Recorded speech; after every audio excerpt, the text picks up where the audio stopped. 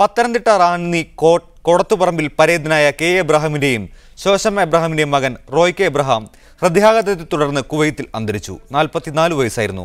Business കമ്പനിയിലെ ഉദ്യോഗസ്ഥനായിരുന്നു. സംസ്കാരം നാട്ടിൽ നടക്കുമെന്ന് ബന്ധുക്കൾ അറിയിച്ചു. രോഗബാധിതയായ ചേച്ചിക്ക് മജ്ജ നൽകാൻ അനുജൻ തയ്യാറാണ്. പക്ഷേ ഭാരിച്ച ചികിത്സാ ചെലവിന് മുൻപിൽ തളരുകയാണ് തൃശൂർ അളഗപ്പ നഗറിലെ ഓട്ടോ ഡ്രൈവറായ ബൈജുവിന്റെ കുടുംബം. തങ്ങളെ സഹായിക്കാൻ സുമനസുകൾ മുന്നോട്ട് വരുമെന്ന പ്രതീക്ഷയിലാണ് ഈ നിർധന കുടുംബം. സ്കൂളിൽ പോകേണ്ട സമയത്ത് ആശുപത്രിയിലെ ഓപ്പറേഷൻ വാർഡിലെ കിടക്കയിലാണ് ഓട്ടോ ഡ്രൈവറായ ബിജുവിൻ്റെയും പഞ്ചമിയുടെയും രണ്ടാമത്തെ മകളായ 10 വയസ്സുകാരി അഞ്ജന. 1 മാസം മുമ്പ് കളിച്ചുകൊണ്ടിരിക്കെ അഞ്ജന തളർന്നു വീഴുകയായിരുന്നു. പരിശോധനയിൽ രക്തത്തിൽ പ്ലാസ്മയുടെ അളവ് കുറയുന്ന സിവിയർ അപ്ലാസ്റ്റിക് അനീമിയ എന്ന രോഗം അഞ്ജനയ്ക്കുണ്ടെന്ന് കണ്ടെത്തി. മജ്ജ മാറ്റിവെക്കൽ മാത്രമാണ് രോഗത്തിന് പ്രതിവിധി. മജ്ജ നൽകാൻ അനുജൻ ഉണ്ണികൃഷ്ണൻ തയ്യാറാണെങ്കിലും അതിൻ്റെ ചിലവ് താങ്ങാൻ ഈ നിർധന കുടുംബത്തിന് ശേഷിയില്ല. 20 ലക്ഷം രൂപയാണ് ശസ്ത്രക്രിയക്ക് വേണ്ടുന്നത്. സാമ്പത്തികമായിട്ട് എവിടെ നിന്നൊക്കെ വല്ല സഹായം കിട്ടുകയെന്നുണ്ടെങ്കിൽ അതിനുള്ള മാർഗങ്ങളാണ് നോക്കണത്. ഇപ്പോൾ 3-ാം തീയതി തിങ്കളാഴ്ച 6 ലക്ഷം രൂപ കെട്ടാൻ പറഞ്ഞിട്ടുണ്ട്. ഓപ്പറേഷൻ്റെ ഇതിനുള്ള മരുന്നുകളും കാര്യങ്ങളൊക്കെ അടുപ്പിക്കണം, അതിനുള്ള പൈസ കെട്ടാൻ പറഞ്ഞു. എറണാകുളത്തെ സ്വകാര്യ ആശുപത്രിയിൽ വരുന്ന 4-ാം തീയതിയാണ് ശസ്ത്രക്രിയ. സഹായിക്കാനായി നാട്ടുകാർ പണം പിരിച്ചെങ്കിലും എങ്ങും എത്തിയില്ല. സുമനസുകൾ തൻ്റെ മകളുടെ ജീവൻ രക്ഷിക്കാൻ കഴിയുമെന്ന പ്രതീക്ഷയിലാണ് ബൈജു ഇപ്പോൾ. മീഡിയ 1 കൊച്ചി.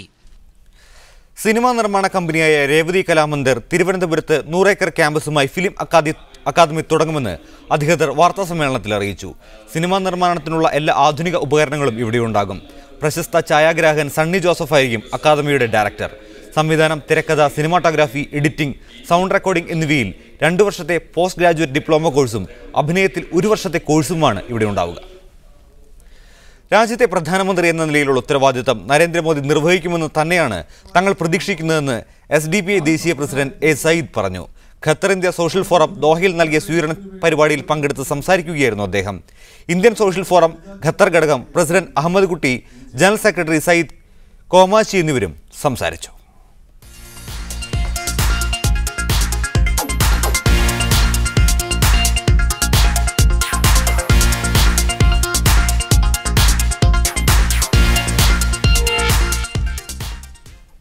കുവൈത്ത് പ്രധാനമന്ത്രിയുടെ ചൈന സന്ദർശനം ഇരു രാജ്യങ്ങളും തമ്മിലുള്ള വ്യാവസായിക സഹകരണം മെച്ചപ്പെടുത്തുമെന്ന് വിലയിരുത്തൽ.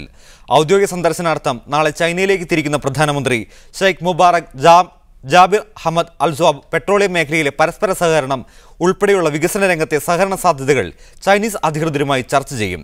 അമേരിക്ക കഴിഞ്ഞാൽ കുവൈത്തിൽ നിന്നും ഏറ്റവും കൂടുതൽ ക്രൂഡ് ഓയിൽ കയറ്റുമതി ചെയ്യുന്നത് ചൈനയിലേക്കാണ്. 1971 മുതൽ ചൈനയുമായി മികച്ച നയതന്ത്ര ബന്ധം പുലർത്തുന്ന രാജ്യമാണ് കുവൈത്ത്. GCC രാജ്യങ്ങളിൽ ചൈനയുമായി ആദ്യമായി ഉഭയകക്ഷി സൗഹൃദത്തിന് തുടക്കമിട്ട രാഷ്ട്രം കൂടിയാണ് കുവൈത്ത്. മുൻ അമീർ ഷെയ്ഖ് ജാബിർ അൽ അഹമ്മദ് അൽ ജാബിർ അൽ സൊബാഹ് ധനവകുപ്പ് കൈകാര്യം ചെയ്തിരുന്ന കാലത്ത് ചൈന സന്ദർശിച്ചതോടെയായിരുന്നു ഇരു രാജ്യങ്ങളും തമ്മിൽ വ്യാപാര വാണിജ്യ മേഖലകളിലും എണ്ണ മേഖലയിലും സഹകരണം ശക്തമായത്. 1977 ഇരു രാജ്യങ്ങളും ഒപ്പുവെച്ച സാമ്പത്തിക സഹകരണ കരാർ നയതന്ത്ര ബന്ധത്തിനപ്പുറം വികസന മേഖലയിലെ പങ്കാളിത്തത്തിന്റെ മികച്ച തുടക്കമാവുകയായിരുന്നു. ഇന്ന് അമേരിക്ക കഴിഞ്ഞാൽ കുവൈറ്റിൽ നിന്നും ഏറ്റവും കൂടുതൽ ക്രൂഡ് ഓയിൽ കയറ്റുമതി ചെയ്യുന്നത് ചൈനയിലേക്കാണ്. ചൈനയിലെ നിരവധി വികസന പദ്ധതികളിൽ കുവൈത്ത് ഇൻവെസ്റ്റ്മെന്റ് അതോറിറ്റിയുടെ നേരിട്ടുള്ള പങ്കാളിത്തം ശ്രദ്ധേയമാണ്. Sino Arab chemical fertiliser company, industrial and commercial bank of China തുടങ്ങിയവയിലും കുവൈത്ത് ഇൻവെസ്റ്റ്മെന്റ് കമ്പനിക്ക് കാര്യമായ ഓഹരികളാണുള്ളത്. അധിനിവേശാനന്തര കുവൈറ്റിന്റെ പുനർനിർമ്മാണ പ്രക്രിയകളിലും മികച്ച പങ്കാളിത്തമാണ് ചൈനയുടെ ഭാഗത്തു നിന്നുണ്ടായത്. ചൈനയിൽ പ്രവർത്തനം നടന്നുകൊണ്ടിരിക്കുന്ന വാതക കിണർ വികസന പദ്ധതി, കുവൈത്തിലെ ജാബിർ പാലം എന്നിവയെല്ലാം കുവൈത്ത് ചൈന പങ്കാളിത്തത്തിന്റെ ഉദാഹരണങ്ങളാണ്. കുവൈത്തിന്റെ വികസന കുതിപ്പിലെ പ്രധാന നാഴികക്കല്ലായ സിൽക്ക് സിറ്റി പദ്ധതിയിൽ സഹകരിക്കുന്നതിന് ചൈന നേരത്തെ താൽപര്യം പ്രകടിപ്പിച്ചിരുന്നു. പ്രധാനമന്ത്രിയുടെ സന്ദർശനവേളയിൽ പദ്ധതി പ്രധാന ചർച്ചാ വിഷയമാകുമെന്നാണ് അറിയുന്നത്. 50 വർഷം നീണ്ട പരസ്പര സഹകരണത്തിന്റെ തുടർച്ചയിൽ സന്ദർശനം ഇരു രാജ്യങ്ങളിലെയും വികസന പദ്ധതികൾക്ക് ഉണർവു പകരുമെന്നാണ് വിലയിരുത്തപ്പെടുന്നത്. Muneer Ahmed, media 1, Kuwait city. ലോകത്തെ ഏറ്റവും കൂടുതൽ ഹോട്ടൽ വാടകയുള്ള നഗരങ്ങളിൽ ദുബായ് 2ാമത്. ബ്ലൂമിംഗ് ന്യൂസ് ഏജൻസി തയ്യാറാക്കിയ സൂചികയിലാണ് ദുബായ്ക്ക് 2ാം സ്ഥാനം. ജനീവയാണ് 1ാം സ്ഥാനത്ത്. കുവൈറ്റ് സിറ്റിക്കാണ് 3ാം സ്ഥാനം. ദുബായിൽ ഒരു രാത്രി താമസിക്കണമെങ്കിൽ ശരാശരി $273 ഹോട്ടൽ വാടകയായി നൽകണം. കേരളത്തിൽ 600-ലധികം കിലോമീറ്ററോടി ശ്രദ്ധ പിടിച്ചുപറ്റിയ ബോബി ചെമ്മണ്ണൂരിന്റെ അടുത്ത ലക്ഷ്യം അമേരിക്ക. അധികം വൈകാതെ തന്നെ യുദ്ധത്തിനെതിരെയുള്ള ക്യാമ്പയിനാണ് അമേരിക്കയിൽ ഉദ്ദേശിക്കുന്നതെന്ന് അദ്ദേഹം മീഡിയ 1നോട് പറഞ്ഞു. രക്തദാനത്തിന്റെ മഹാത്മ്യം ബോധ്യപ്പെടുത്താൻ കേരളത്തിലുടനീളം ഓടി ശ്രദ്ധ പിടിച്ചുപറ്റിയ ബോബി ചെമ്മണ്ണൂരിന്റെ അടുത്ത ലക്ഷ്യം അമേരിക്ക. ലോകത്ത് നടക്കുന്ന യുദ്ധങ്ങൾക്കെതിരെയുള്ള ക്യാമ്പയിനാണ് അമേരിക്കയിൽ നടത്താൻ ഉദ്ദേശിക്കുന്നതെന്ന് അദ്ദേഹം മീഡിയ വണ്ണിനോട് പറഞ്ഞു. അമേരിക്കയാണ് യുദ്ധത്തിന്റെ നേതൃത്വം നേരിട്ടല്ലെങ്കിലും ഒക്കെ അണ്ടർഗ്രൗണ്ട് പണികളൊക്കെ ചെയ്യുന്നതാണെങ്കിൽ പല സ്ഥലത്തും മനസ്സിലാക്കണം. ഇപ്പം ഞാൻ ഓടിയോണ്ട് മാത്രം വലിയ ഒന്നും ഉണ്ടാവില്ല. അപ്പോൾ പലരും ആ രംഗത്ത് വരും, പുതിയ പുതിയ മാനങ്ങൾ ഉണ്ടാവും. അപ്പോൾ അത് യുദ്ധത്തിനെതിരെ സമാധാനം ആയിട്ടുള്ള രീതിയിൽ സ്നേഹം കൊണ്ട് ലോകം കീഴടക്കുക, സ്നേഹം കൊണ്ട് ലോകം കീഴടക്കാൻ സാധിക്കുകയുള്ളൂ. കോപം കൊണ്ടോ യുദ്ധം കൊണ്ടോ മറ്റെന്തുകൊണ്ടോ കൂടുതൽ നശിച്ചു പോവുകയാണ്. കേരളത്തിൽ നടത്തിയ രക്തദാന ക്യാമ്പയിൻ തനിക്ക് ചെറുതല്ലാത്ത ഊർജ്ജമാണ് നൽകിയത്. രക്തം നൽകുമ്പോൾ പേടിക്കേണ്ട, ദോഷമൊന്നുമില്ല എന്നാണ് ഇതുവരെ പറഞ്ഞിരുന്നത്. ഞാനത് തിരുത്തിയിട്ട് പറഞ്ഞത് രക്തം നൽകുമ്പോൾ പേടിക്കേണ്ട എന്നല്ല, ഒരുപാട് ഗുണങ്ങളുണ്ട്. അത് കൊടുത്തിരിക്കണം. രക്തം നമ്മളിൽ കിടന്ന് ദുഷിക്കുന്നേക്കാൾ മുമ്പ് മറ്റുള്ളവർക്ക് കൊടുക്കുമ്പോൾ നമുക്ക് നല്ല ആരോഗ്യം, റെസിസ്റ്റിംഗ് പവർ, ഒരുപാട് ഗുണങ്ങൾ നമുക്ക്. അമേരിക്കയ്ക്ക് ശേഷം UAEയിലും തന്റെ സന്ദേശയജ്ഞം തുടരും. ദുബായ് മുതൽ അബുദാബി വരെ ഓടാനാണ് ഉദ്ദേശിക്കുന്നതെന്നും രക്തദാനത്തിന് പുറമെ സമാധാനം, സ്നേഹം എന്നിവ തന്റെ ക്യാമ്പയിൻ പ്രമേയമായിരിക്കുമെന്നും അദ്ദേഹം പറഞ്ഞു. Media 1 Dubai.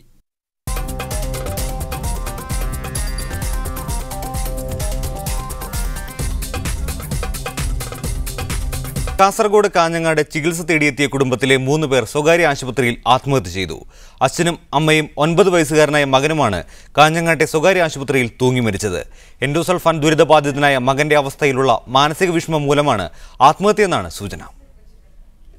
കാസർഗോഡ് ചെറുവത്തൂർ മുണ്ടേക്കണ്ടം സ്വദേശിയായ തമ്പാനും ഭാര്യ പത്മിനിയും മകൻ കാർത്തികുമാണ് മരിച്ചത്.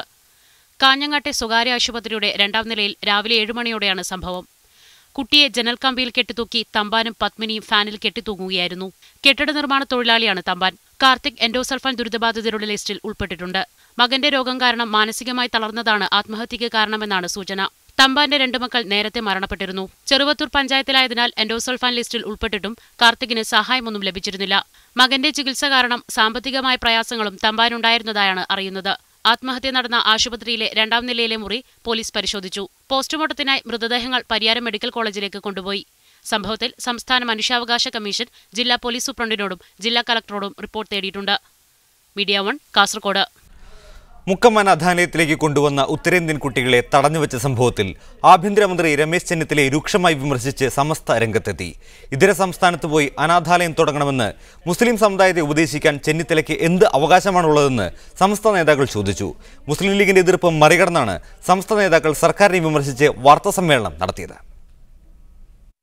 കാര്യങ്ങൾ പഠിക്കാതെ ആരെയോ തൃപ്തിപ്പെടുത്താൻ വേണ്ടിയാണ് രമേശ് ചെന്നിത്തല അനാഥാലയങ്ങൾക്കെതിരെ പറഞ്ഞതെന്ന് സമസ്ത നേതാക്കൾ കുറ്റപ്പെടുത്തി.